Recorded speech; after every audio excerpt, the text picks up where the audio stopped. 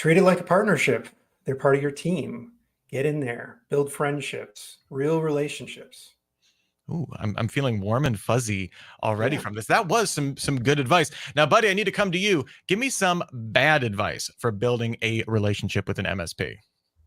I think some bad advice would be to just assume that they know everything that you're going to expect from them, and that everything is immediately delegated when you sign that contract. There's a lot of back and forth.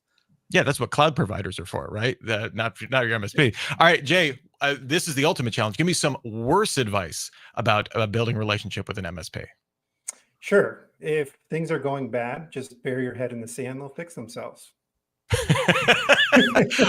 I mean, gentlemen, truly off to a fantastic start with some bad advice. Let's get the show started. Get ready. It's Super Cyber Friday.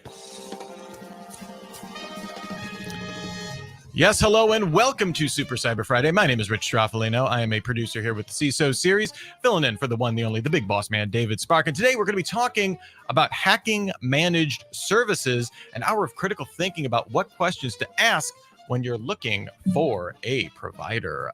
Lots of good stuff. Going to be having a ton of fun getting into this, and we brought on some fantastic guests for this topic. We have Jay Wilson, the CISO and CIO over at Insurity, and Buddy Pitt, vCISO at Logically. Gentlemen, thank you so much for being here. We're going to be having a super fun time. Logically is our glorious sponsor for today, so thanks so much to them for helping to make this show happen. Here's how you can get involved. If you've never been to a Super Cyber Friday, first of all, welcome. Thank you. I can't think of a better way to spend your Friday. Get involved in the chat. We love to hear from you. We love to get your comments, your questions, and stuff like that. We'll get into that in a little bit. We want to hear your tips. If you've worked with an MSP, if you have some thoughts on this, we want your 10% better tip. Hashtag it 10P of how to better work with an MSP. If you want to join us on the video chat and ask a question or something real quick, you can use say bring me on, and we can bring you on and have you join our merry crew here. You can of course ask questions of the guests in our chat. There is a dedicated chat pane to ask questions in. If you ask them in the chat, we will move them over to there as well, so no worries there. And you can vote for your favorite questions. Democracy does not always apply, so take that for what you will. Here is the main schedule for the show. We already did the cold open here. We're going to be asking for your 10% better tip on how to work better with an MSP. We're going to be playing some games. We've got the public interest coming up, one of our fan favorites here, and we're going to be playing Fantasy CISO. Haven't done that in a while. It's football season, so fantasy football's in its full swing. We got to get the Fantasy CISOs going as well. We'll finish up the show with some last questions, and then make sure to stick around for our meetup that comes up at the top of the hour after this full hour, so 2 p.m. Eastern, 11 a.m. Pacific. Sure, don't hold me to that. Time zones are tricky. Make sure you also join us next week for Hacking Critical Infrastructure. That is our Super Cyber Friday for next week. And in fact, you can register directly in our chat. We have a nice, very helpful button at the very top there. It won't take you out. You can register for it, still keep listening to all of our dulcet voices, and it will be a fun time. And like I said, stick around for that meetup. All right, we have gotten that out of the way. Lots to get into. MSPs, always a hot topic here. Jay, I want to start with you here. I guess from your perspective, what are some of the unique challenges from a cybersecurity perspective for evaluating an MSP that you might not have for other IT services? Well, I think MSPs are widespread. They're kind of like real estate agents. No offense to my MSP friends, but everybody and their brother is an MSP at super small scale, and then you have giant MSPs at the same time. So when you're evaluating, you kind of have to ask yourself, am I comparing apples and oranges here? Is this the same problem that I'm trying to solve? And in cybersecurity, everything's so vertical, right? There's so much vertical knowledge. It's hard for one MSP to be an expert in every single topic. So you might want to get a little bit more specific.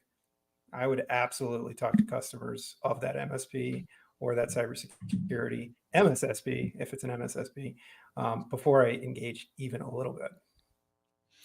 But does that check out with you in terms of the idea of the verticality that's specific kind of to cybersecurity? Yeah, I think that's the traditional sense is that and up till recently, I think we've really had a separation of duties between MSPs and MSSPs.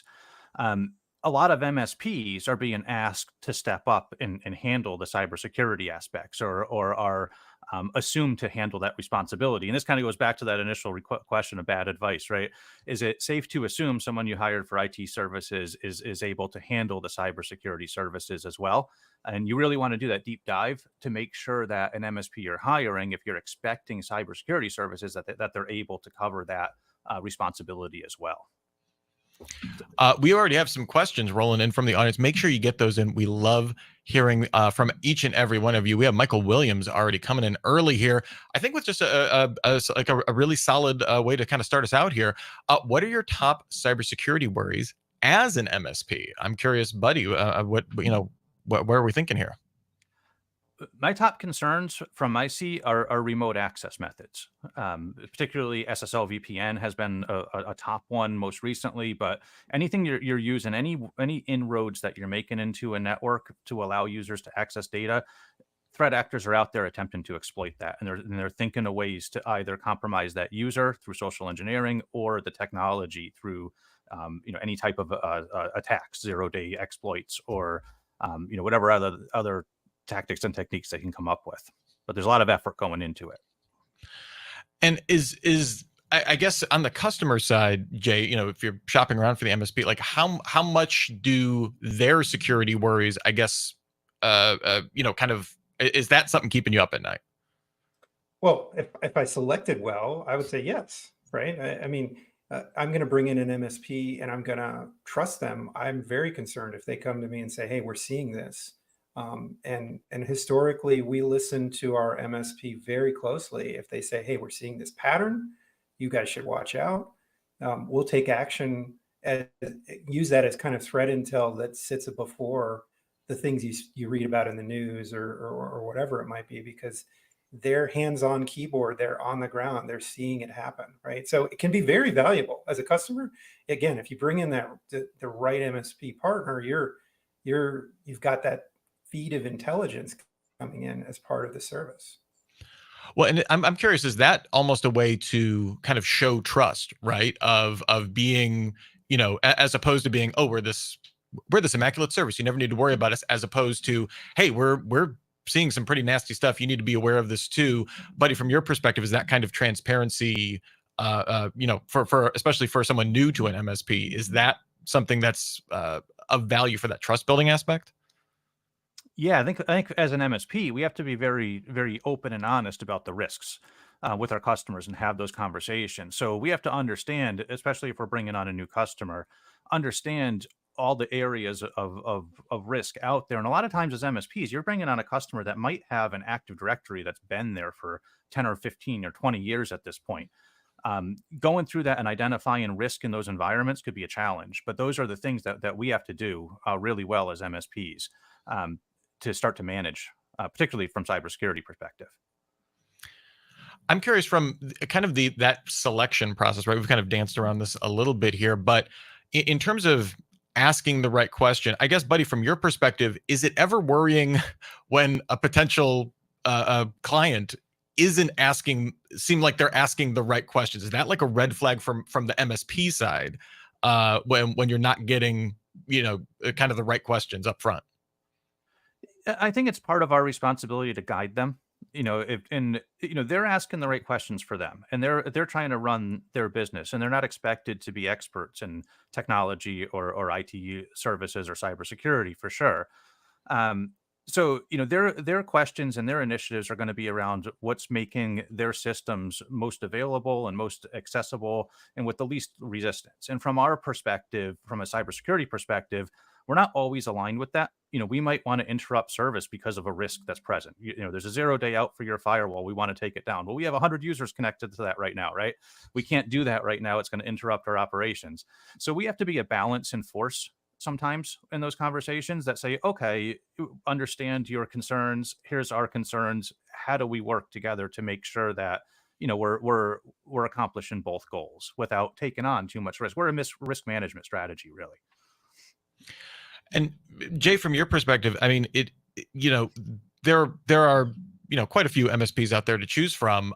But in terms of like the security, when we're talking, MSSPs, security functions and stuff like that, does that market become dramatically smaller when you're asking the right questions? Is that like, shouldn't that naturally kind of filter down what your choices are going to be, depending if you're a regulated industry or, the particulars of your organization? Yeah, I mean, look, there's so many dynamics in the market, and it's like I said, there's a lot of people out there purporting to have certain capabilities. So you kind of have to really. I use my network as an initial filter for, okay, have you worked with these folks? Do you trust them? I'll go to the research firms. I'm going to look at all those sources to sort of filter down and say, okay, I'm going to talk to these five or this small set. And then from there, what you're trying to do, to Buddy's point, is find out where the alignment points between your business are and that particular MSP, right? How are you guys going to engage? Like the cold open we were talking about, like the good advice. Like I treat my partners, my vendors, as part of the family, so to speak. So I want that relationship to be strong from that initial conversation. I want to work with those people because I'm going to be working with them a lot of time.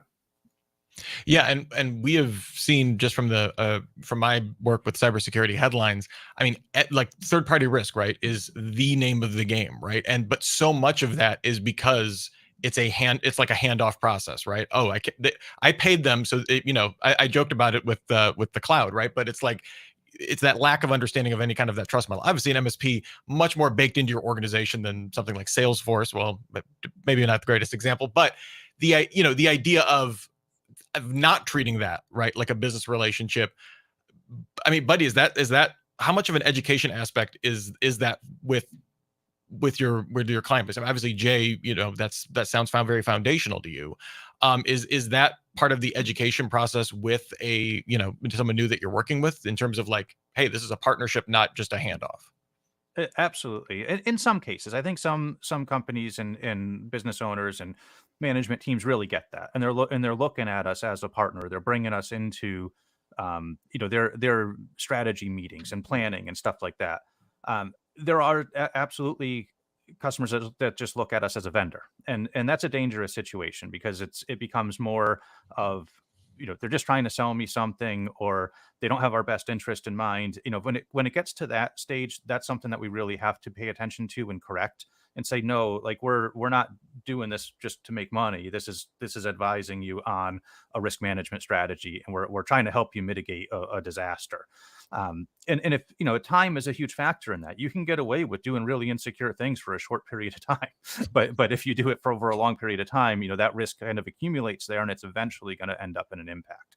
So that's what we want to avoid, and that's the education that we want to bring to our customers if we're not on the same page from the start.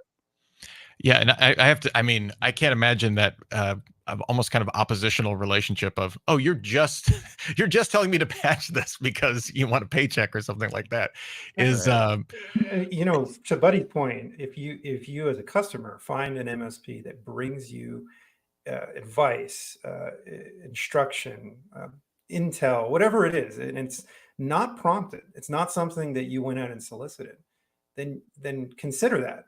Then you found a partner that is really worth trusting more. Certainly in my experiences, when I have my MSPs come to me with that information, it dramatically increased the trust level. And that's something to look for, I would say.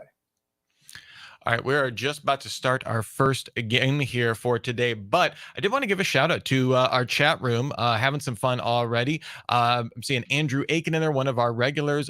Connor in there. Connor, I don't know if I've seen you before, so if this is your first time, welcome. We have Darius, another one of our new regulars here. Michael Hiskey also in there. Stephen Horst. So thanks to everybody that's in there, having some fun. Make sure you're getting in your 10% better tips. Don't mean to leave out anybody. Also, I was just looking at the most recent people that were chatting. But thank you so much for watching. Make sure you get your 10% better tips in. Make sure you get your questions in. You even got some bad ideas here. We're not doing the best bad idea today, but I will still take that. Bad idea: don't conduct cybersecurity due diligence on your MSP because they're the experts. That is some quality bad advice. Lyle, Thank you so much. Oh no, Andrew Aiken, we've started the bad idea avalanche. We'll have to get back to some of those, but we have a little game that I like to call the public interest. Do you know what others are thinking? On the public interest. All right, so this is our new public interest format. We are playing it on Kahoot, so make sure you take your game pin, go to kahoot.it. Gentlemen, like I said, you can use the side pane there, and we can all play there and use that pin to enter in. There's a little game controller icon you should be seeing that you can use there. And I see we got Dave, we got Ben. I'm going to put my name in there. We got Darius, we got Rich in there. Hey, that sounds like a cool guy. All right. Buddy and Jay, are we able to get in there? I just want to make sure we're all good here.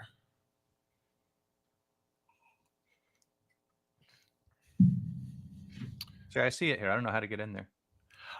If you can bring it up in another window if you need to, but you just go to kahoot.it and enter the game pin that's at the top of the screen share here. So 113464.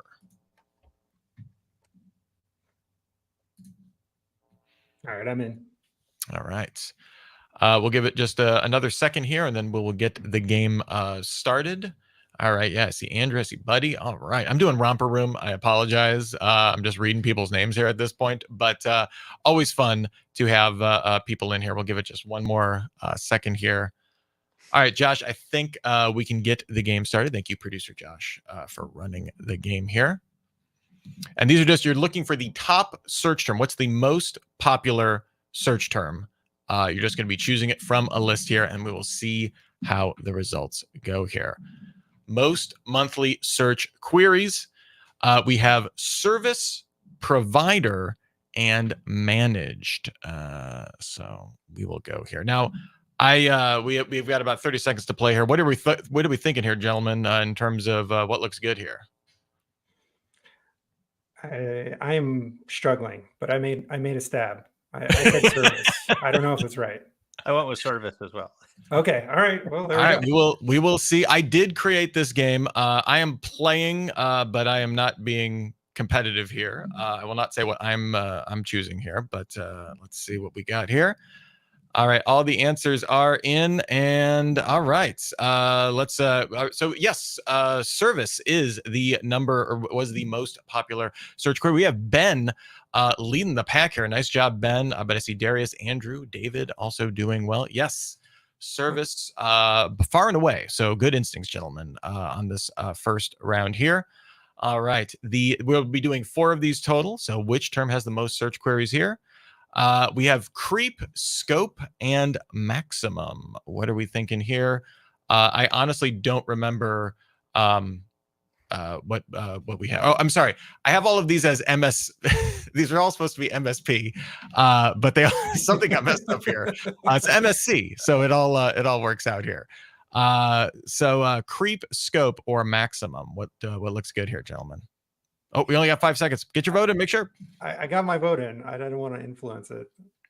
What? So we're saying scope? That's what everybody went with? Scope was the most popular, maybe because of the mouthwash. But I believe we will go here. Hemi coming up number 1. Ben, all the way down to number 5 there. Sorry about that, Ben. So let's see what was number 1. I believe it was creep. In fact, creep. That's what I picked. Yeah. Was all right. All right. So we are doing well here. So 2 for 2 for Jay and Buddy. Did you fall on that one? I got it wrong. Okay. So we still have Jay a chance to go perfect here. All right. What's the next question here? All right. Number 3. You know the drill. Most monthly search queries. We have malware spreading prolifically was what I had MSP standing for. Well, hopefully it's not prolifically. Let's be honest. Like what percentage of the population can spell the word prolifically? I can't venture an opinion here. I just have to. I'm just gonna. I'm not sure I could there, so I'm not holding everybody up. Screen, so, you know. All right. Yes. So we have. I think. Let's go to the answers here. Hemi's still holding strong at number 1. I don't think anyone got that one right, though. Let's go. Prolifically. Yay, really? You poisoned all of their minds. Oh, people maybe people looking to spell it. Yeah, there you go. It's a spell check. Google spell check. It always works out well. And Yeah. our last question here. All right, so no one's going perfect. This makes me happy personally. And does MSP stand for Midnight Security Prayers? Which one do we think is the most popular here? Lots of great choices here. Of course, midnight, some people's favorite time of day. Prayers, something you do before maybe you go to bed, or on a certain day of the week, or all the time. And security, I think we all know what that is. So let's get some vote in. I will put my vote in so it'll go over the top here. And we should have the results in. All right. Oh, we had a pretty wide spread there, but let's bring up the answers here. Security, far and away number one. Although prayers showing decently. Prayers about as popular as was more popular than creep. So there's at least that. So who was our number one overall winner? We had Darius coming in with 2 out of 4. Connor and number 1, 3 out of 4. Who was that? Who did we got here? Hemi, congratulations. And Jay, you went, did you go 3 for 4 on that? Phil, no, I picked prayer. Prayer. Yeah, it's I try and make them devious. So thanks to everybody playing. Always a fun time with the old public interest. Oh, Lisa, I'm sorry you went 0 for 4. We're all proud of everybody that plays the game. If you play the game, you're a winner. That's the thing I'm going to keep saying. All right, we had some questions coming in. Some people weren't playing public interest, and they were in fact typing in questions, which I also appreciated. We have this one from Christopher here. Would it feasible for the organization, or would it be feasible for an organization to have 2 MSPs, one for help desk, infrastructure, and application support, another for the security stack? I always have concerns. This got cut off here, but I always have concerns of an MSP that claims it can do it all. Jay, from your perspective, and we kind of talked about, kind of that verticality of this. I guess from your perspective, does that, what concerns would you have with running 2 MSPs like that? Well, I think it may be obvious, but when they collide, right? So can it be done? Absolutely, it can be done. I've seen a lot of organizations successfully employ multiple MSPs, but when you have a security incident, often you're crossing the lines between your IT support desk and the security functions. So you just have to really map out those scenarios. It's not that you couldn't do it or shouldn't do it, but that is a value play if you find the right partner who can help you do all of what you're trying to outsource. Buddy, I'm sure you have some thoughts on this. Any help for Christopher there? Yeah, I think it's a challenge for exactly the reasons that Jay mentioned.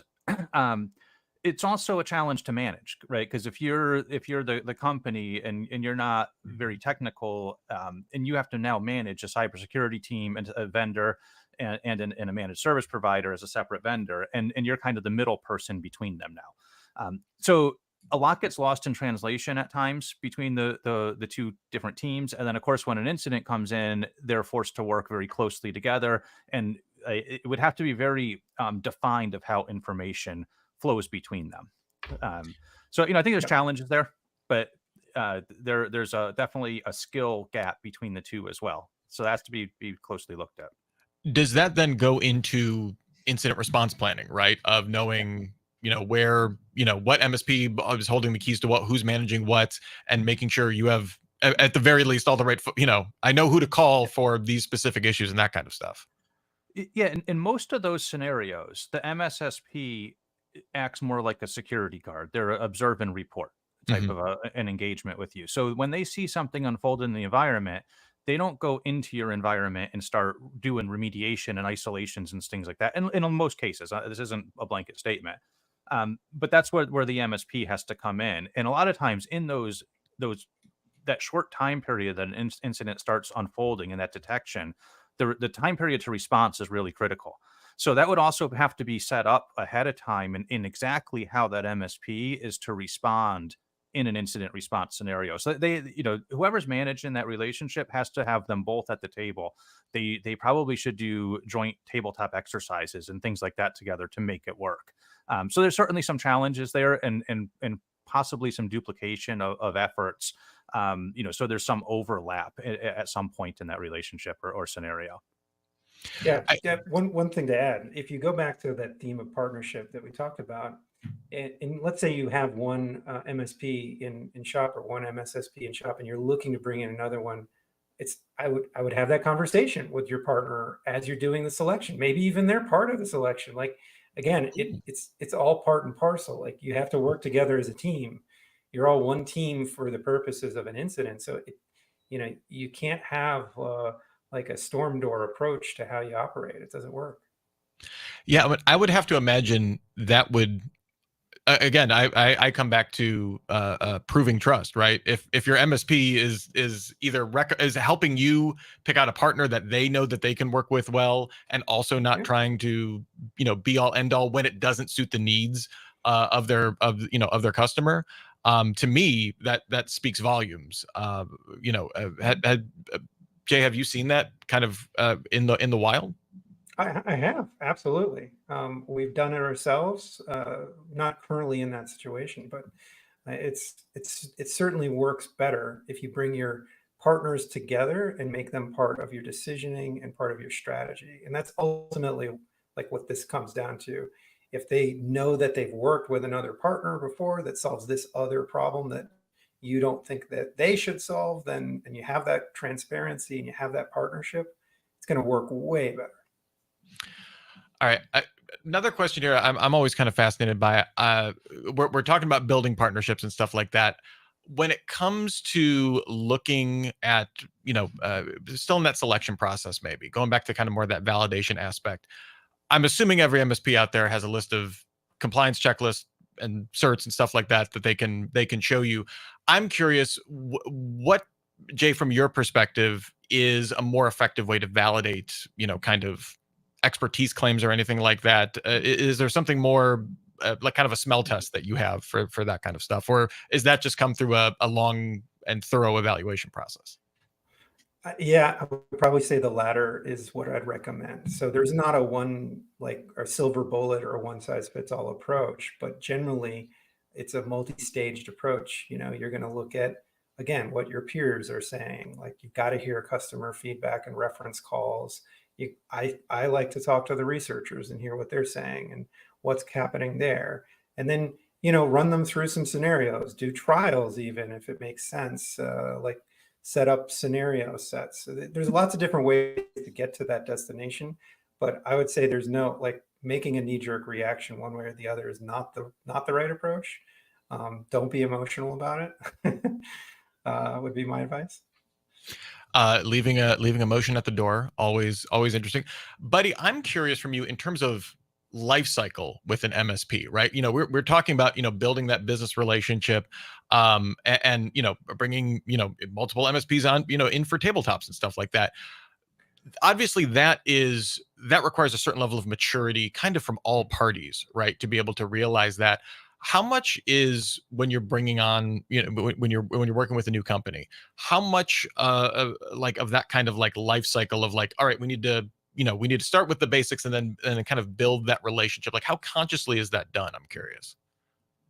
I'd say it's very consciously done. We start with foundational tools and things that companies need just to maintain the health and hygiene of the environments and stability. And then the cybersecurity landscape is continuously evolving. So this is something that constantly has to be revisited throughout the relationship. And things that we did, even 5 years ago, are extremely dangerous and risky to do today.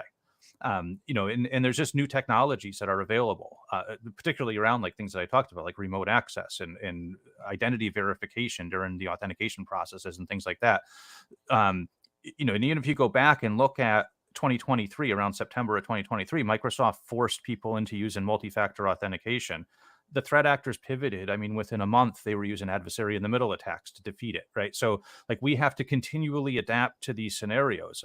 It's almost worse after the enforcement of MFA because we can consider the unintended consequences of it, right? So, that just takes continual adaptation. So we had to become we had to scale up and resource and detection mechanisms and things very quickly. That all has to make it to our customers in a very short time period now when those types of changes happen. So I would say it's continuous. It could start with foundational, but we have to be in front of them all the time talking about what the newest and latest threats are, and how we're going to combat them.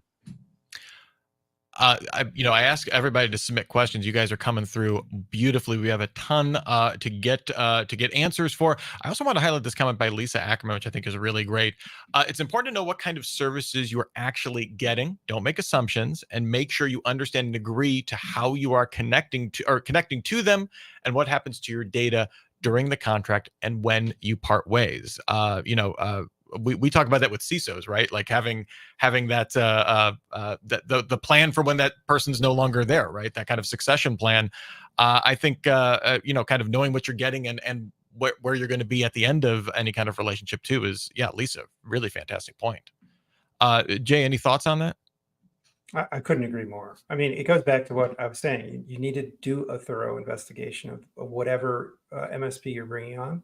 You talked about certs and that matters too. Like all of it matters is kind of my answer. Like you have to look at the entire spectrum when you're bringing a partner in, and data residency, data access, data ownership, the legal side of it I didn't mention, but should be a concern, should be something people pay attention to. So there's no aspect of this that doesn't matter. It's just about, again, making sure you're not just picking an MSP because they're a friend that you have like down the street or something.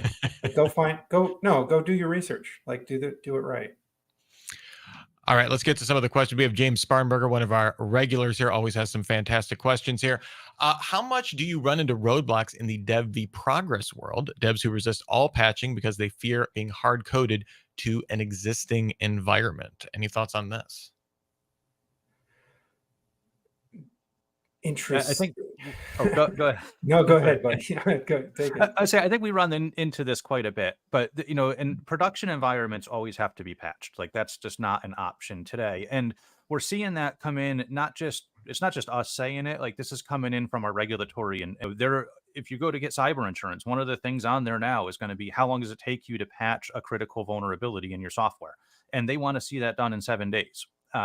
So the idea of not patching things and maintaining if it ain't broke, don't fix it type of mentality is unacceptable in today's environments. Now, if you're in a dev environment that's hidden, not connected to the internet, doesn't have a public facing attack surface, you're taking on a risk, but it's less risk, right? So I think we have to manage that.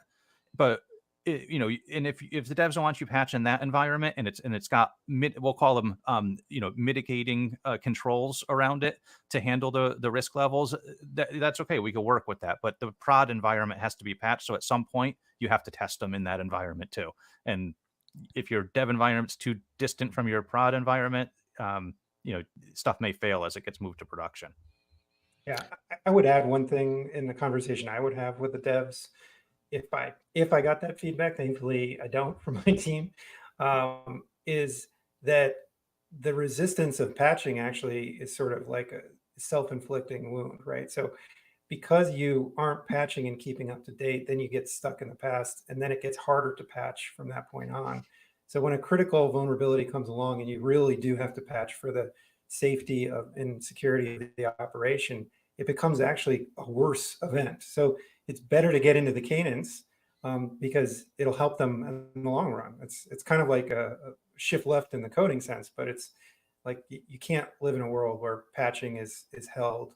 Don't get me wrong, there's always exceptions to this. If you're running like, air gap, mainframe, who knows? Like we could find some real-time operating systems, whatever. Like we could find some weird stuff that you shouldn't patch probably, but for 98, 99% of the world, you got to patch. There's no choice. All right, before we move on to our next question, just a quick reminder to register for our Super Cyber Friday next week, Hacking Critical Infrastructure. Just put up a little card on the screen there. You can register. It won't take you away from this. You can join us next week. That should be super fun. If you're a fan of cybersecurity headlines, we're talking about that all the time. So I'm super pumped to kind of get into that. Should be a super fun time. Got a let's look a little bit to the future. Connor has a question here. As an MSP, what are your biggest concerns or challenges in the near or far future of SecOps and protecting your clients? Let us let us count the angels on the head of a pin here. Buddy, I'm curious, what are your thoughts here? Kind of looking into the future. Yeah, well, like I said, I think the biggest concerns are getting people from the past ways of doing things into the next level ways of doing things, particularly around authentication and identity verification.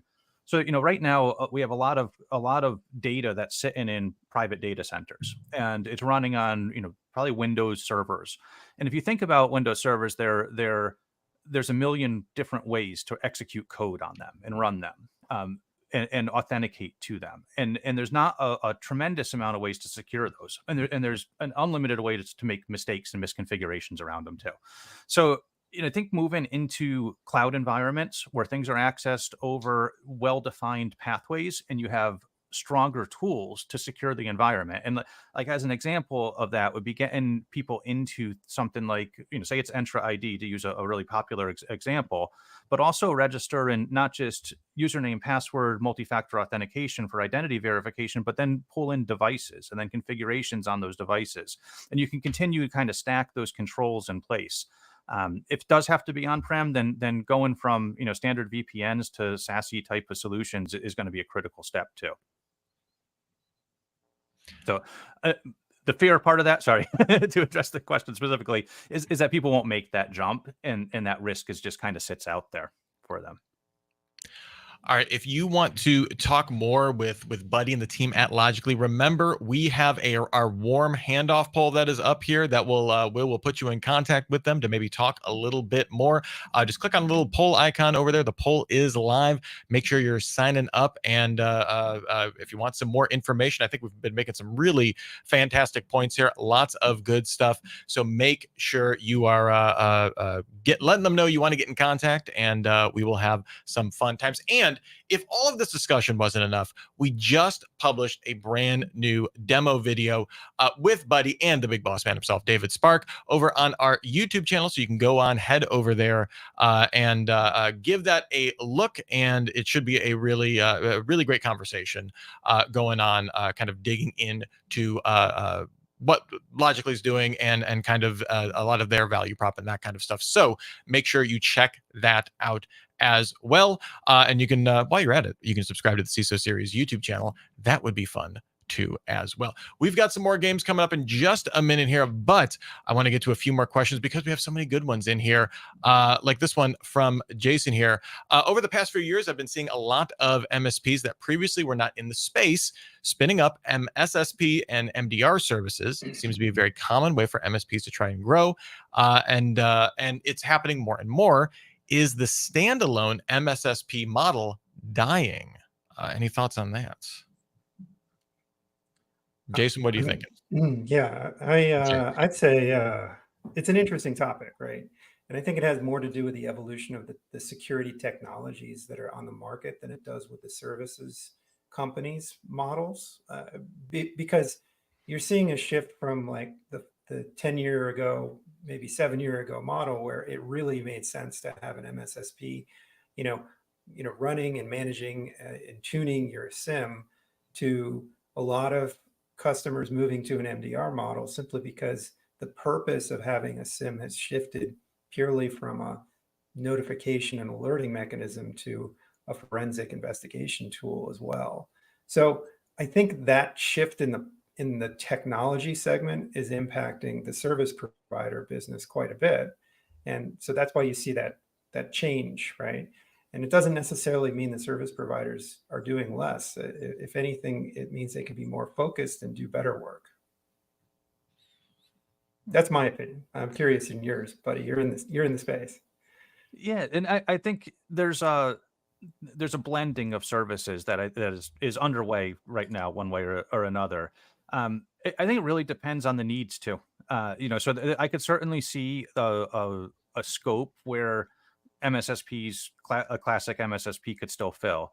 Most businesses today, especially in the market for MSPs, are going to need a blended approach to security and managed services together. And that's really about one entity being able to handle it all the way through. And that includes the deployment of all the the security product. Like MSPs are really good at making sure that they should be really good at making sure security tools are deployed and running and configured properly. MSSPs often will give you the installer package and expect you to kind of manage that deployment on your own. And if you've worked in the space, you know that like when you do a deployment of an EDR product, it doesn't stay like that. It has to be checked and managed, and upgrades fail. And there's 100 things that can go wrong with it. So that has to be continuously monitored and fixed and maintained over time. So I do see, for those reasons, particularly in the smaller markets, that they're going to have to be very blended to be successful. All right. Big shout out to producer Josh for putting the demo video in the chat there. So make sure you are checking that out. But it is time for our second game, a little something we like to call Fantasy CISO. Now, I have, every time David brings up this game, I always have a song that goes Fantasy CISO, but we don't have a stinger for that. So you'll just have to settle for my poorly sung rendition to this.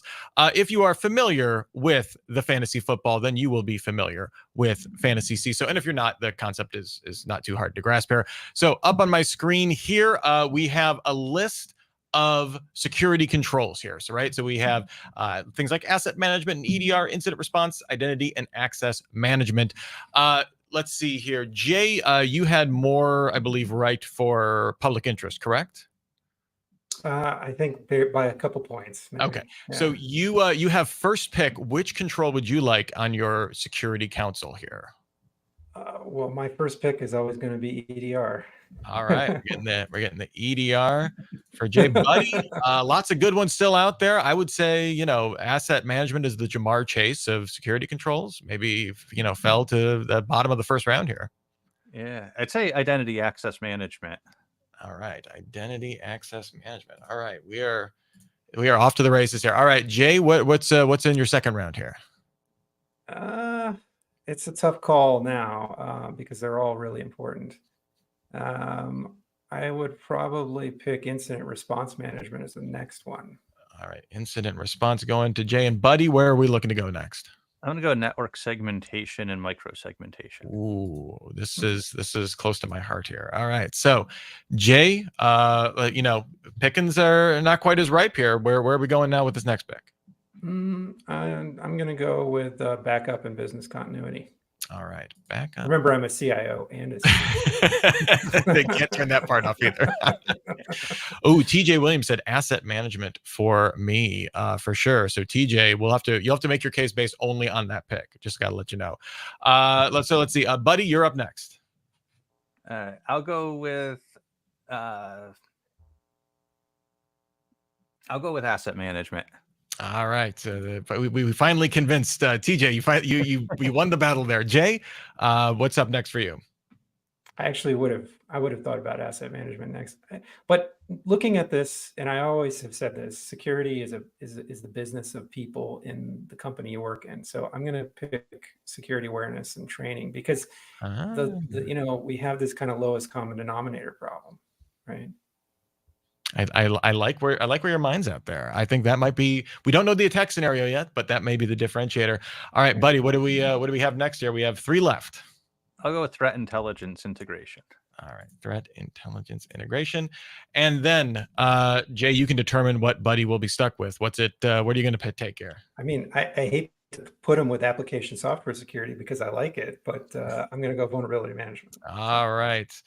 Buddy, you get application software security. Before we look for the attack scenario, remember to go to that warm handoff poll to learn to get in contact with Logically, find out more of what they are about, and start maybe a fruitful relationship. So look for that in the poll section as well. Now, let's get to the attack here. So just a reminder, Jay, you have EDR, vulnerability management, backup and business continuity, security awareness and skills training, and incident response. That's a strong lineup, I'm not going to lie. But Buddy, you're combating that with asset management, application software security, identity and access management, threat intelligence, network segmentation, and micro segmentation. Here is the attack scenario.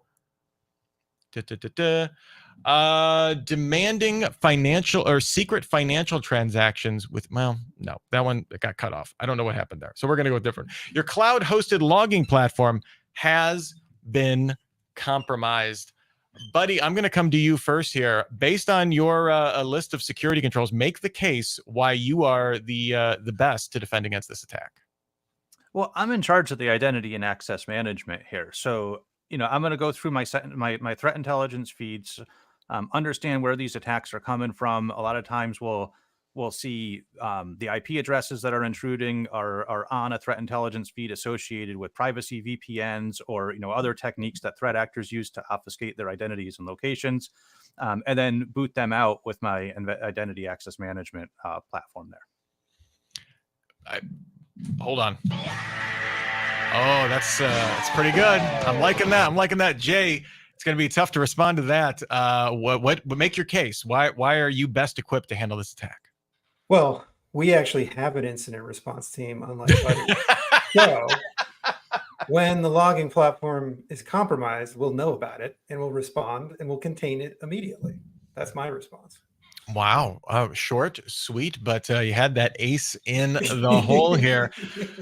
Sorry, You buddy. know, for sheer enthusiasm alone, I think I'm gonna have to give it to Buddy on this one. But well done. Let us know in the chat. Who do you think had the better job here, Jay or Buddy? I'm gonna say Buddy, you did the best with what you had there. I always appreciate that.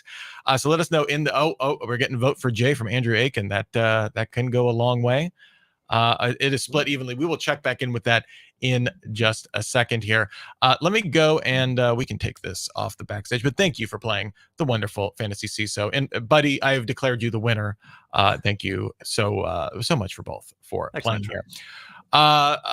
Let's just see here. We got one more question here, and we have time. We have 15 minutes left. Plenty of time for more questions. Please get them in if you have them. We'll always love to get those. We have this one from Michael Williams. How do you monitor if you have a hostile customer that is attempting to hack other customers? Wow, that is a dark scenario from the twisted mind of Michael Williams. I mean, Buddy, is this on? I mean, obviously, you want to make sure everybody's playing in their own sandbox, right? Yeah, I mean, I'm not quite sure if there's a foundation underneath that, but really where the attack is coming from is less relevant. So that certainly could happen if one customer was infected with, say, a botnet or something, and sometimes you'll see this on a guest Wi-Fi with hospitality and stuff like that. Mhm. So sometimes you will see IP addresses from a customer show up on a botnet feed or get blacklisted for whatever reason. So that certainly is possible, but the focus is on protecting the customer. So the source of the attack is less relevant to me versus just being able to identify the attack and respond to it effectively.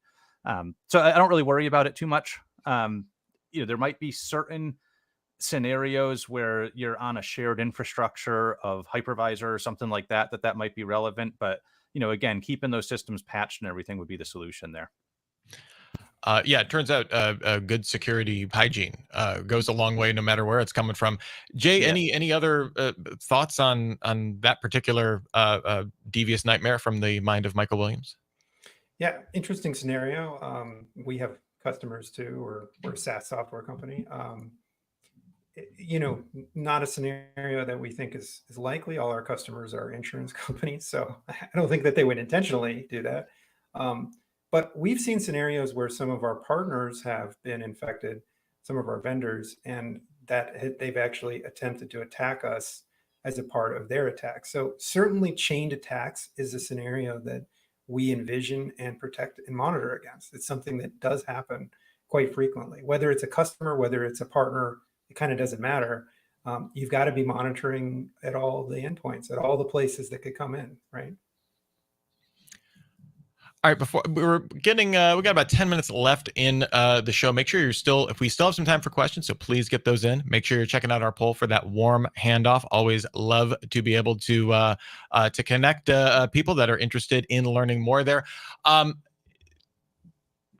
Buddy, I got to come to you. What is the question that we haven't asked that on this topic that we kind of need to delve into before we finish up? Oh, geez.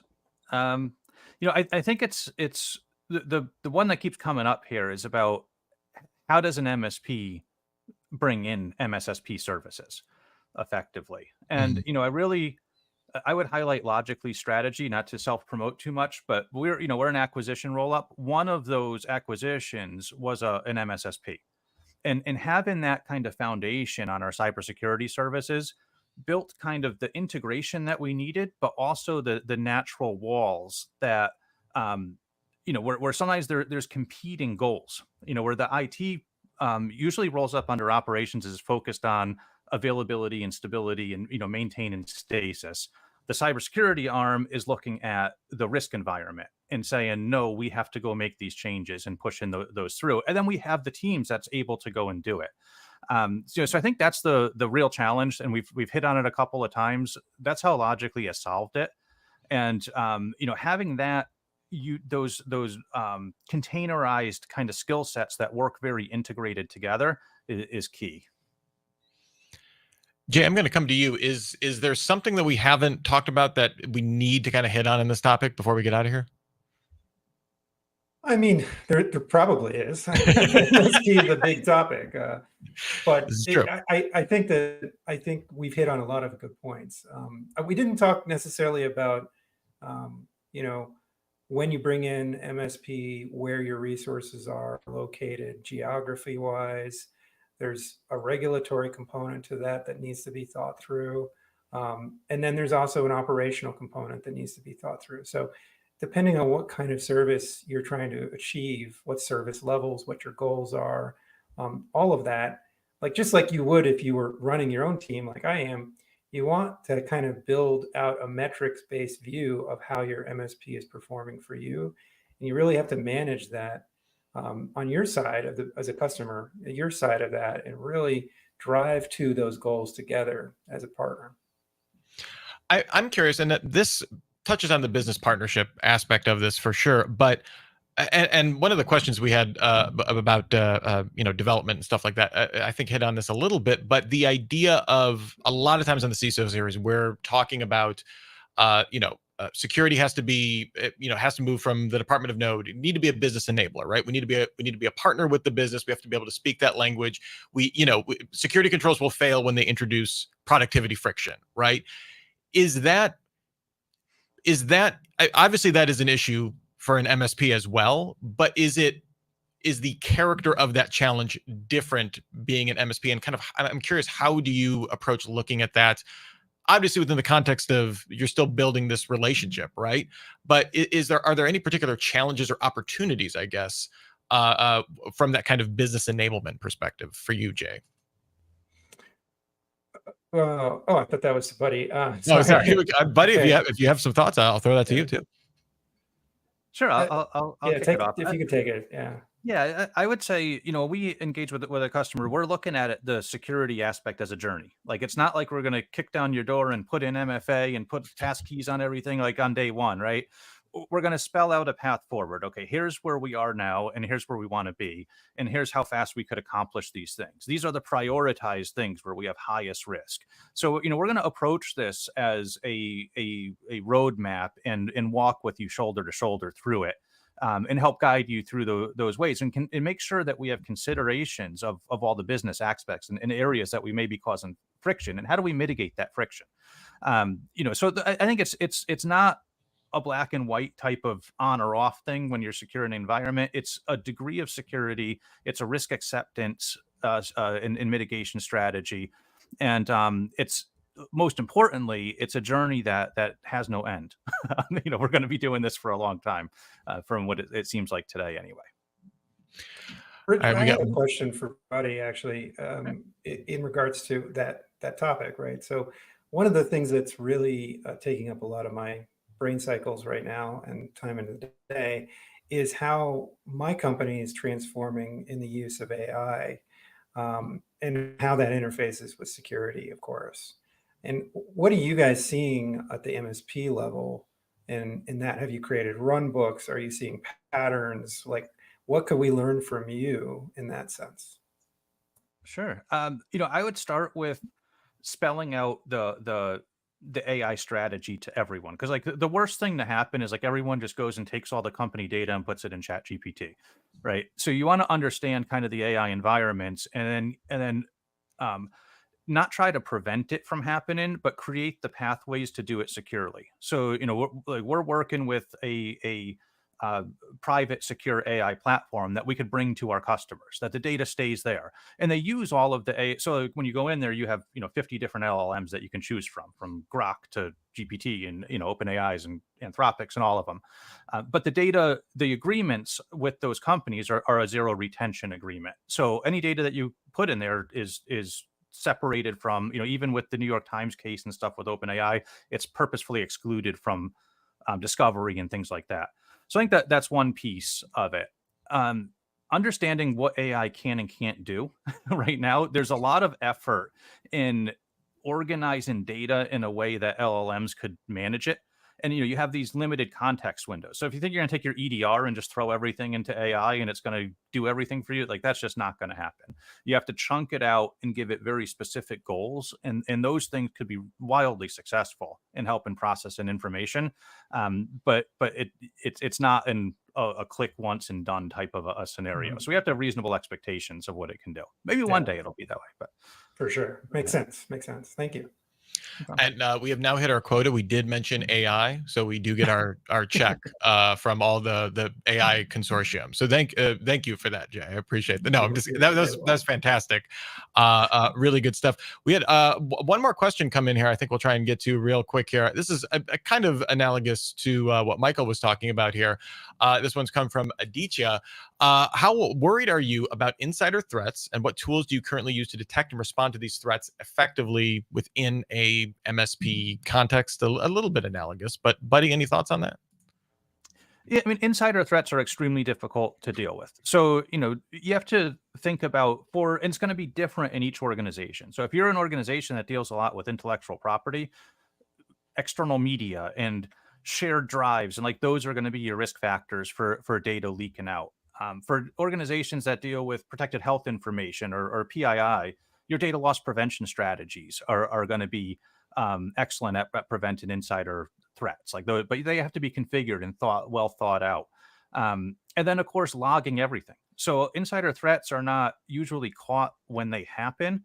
It's when it's caught, you need to have that look back period so you can put back together the case against them. And that's just a data-driven exercise. This is an exercise in data analytics. But collecting and storing the data and retaining it for a reasonable amount of time is and what's important to your company is the critical step there. Real quick, getting back to the AI conversation, I think Congress has an experience that many of us have experienced here. For our clients, we experienced a lot of shadow IT incidents, or I guess shadow AI in this case, where they're already using an AI meeting or chat app before we even know about it, or EDR catches it beforehand. Sweaty, smiling emoji face. I think we've all had that sweaty, smiley emoji face of people wanting to use the latest and greatest toys. I mean, is that just the challenge of people are going to use these whether we sanction them or not, so we need to give them the safe way to figure out how to use these kind of things? Yeah, I mean, to Buddy's point, I think you have to establish a pattern internally. That's certainly what we're doing. I think that this change is a bigger change than others we've faced from a technology perspective in a long time. I think that's obvious. And so the kind of acceleration and pace of which we're seeing the adoption of those tools is the part that's different from where I'm sitting. I see people taking on new tools and experimenting with things at a pace that's just so rapid because the technology is advancing so fast, and it's exciting and it can be really powerful. But obviously we want to contain risk at the same time because that's our role. So finding the balance and threading the needle between that enablement and that protection is different, I think, with AI applications than it has been with others in the past. And it's not an answer to the question necessarily, but more to say, your organization has to decide where that risk appetite is and kind of put a plan forward and elect to say, okay, well, this is okay and this isn't, or this is okay and this is maybe okay and this isn't, whatever those buckets are, and do it intentionally. Don't let it happen to you. And that has to be defined in company policy, the same as like an acceptable use policy or something like that would be. I can tell I'm having a good time because I almost forgot that the end of the show was here. Really fantastic conversation. Buddy Pitt and Jay Wilson, thank you so much. And thanks to Logically for helping make this show possible. Really appreciate them supporting Super Cyber Friday. Make sure you stick around for our Cybersecurity Headlines Week in Review that starts at 3:30 p.m. Eastern. We have Rob Teal, the CTO at the Oklahoma Department of Commerce, and Howard Holton, the new CEO over at GigaOM on. We're trying out a little bit some new format stuff. So if you've checked out before, you might want to check it out one more time. That is on our YouTube channel, so make sure you're sticking around for that. Stick around also for our meetup that's happening literally in about 30 seconds here. We're going to be shutting this. Within this interface, we're going to open up some breakout rooms. You can chat with Buddy and Jay and myself and have a really good time there. And if you want to sponsor Super Cyber Friday, email us info@CISOseries.com. We are just about out of time here because, like I said, I was having fun listening to the wisdom on hand here and seeing the chat, seeing everybody having some fun time here. So thanks to everybody for showing up. We're going to move on now to the breakout rooms, and make sure you stick around. It is a really fun time, and we'd love to see you there. So let's shut it down and